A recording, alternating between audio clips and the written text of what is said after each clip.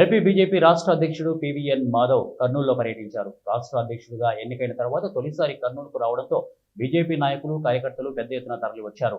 నగరంలోని ఏ క్యాంపులో ఉన్న స్వాతంత్ర సమరయోధుల ఉయ్యాలవాడ నరసింహారెడ్డి విగ్రహానికి మాధవ్, రాజ్యసభ మాజీ సభ్యులు టీజీ వెంకటేష్తో కలిసి పూలమాలలు వేసి నివాళులు అర్పించారు. అనంతరం నగరంలోని ఎగ్జిబిషన్ మైదానం నుంచి హోటల్ మౌర్య ఇన్ వరకు భారీ ర్యాలీ నిర్వహించారు.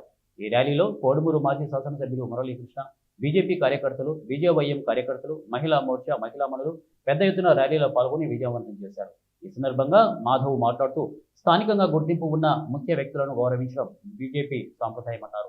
నాయకత్వంలో ఒక భారతదేశం యొక్క అభివృద్ధి కోసం ఆయన పడే కష్టాలు, ఆయన పడే కృషి మనం ఇన్స్పిరేషన్గా తీసుకుని ఆయన్ను మరి ఈరోజు పార్టీలో జాయిన్ అవ్వడం జరిగింది.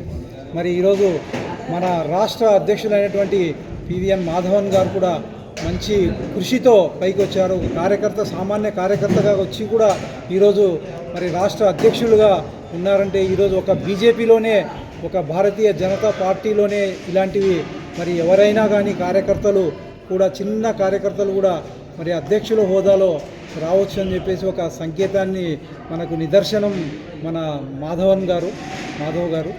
మరి ఈరోజు మోదీ గారి పాలనలో ఒకటి క్రమశిక్షణ, డిసిప్లిన్, మరియు అది కాకుండా అవినీతి నిర్మూలన ఆయన పాటించేది ఒకటే. మీరు చూశారు, 2000 గతంలో 2000 రూపాయల నోట్లు కూడా బ్లాక్ మనీ పెరుగుతోందనే ఉద్దేశంతో 2000 నోట్లు కూడా ఆయన రద్దు చేయడం జరిగింది.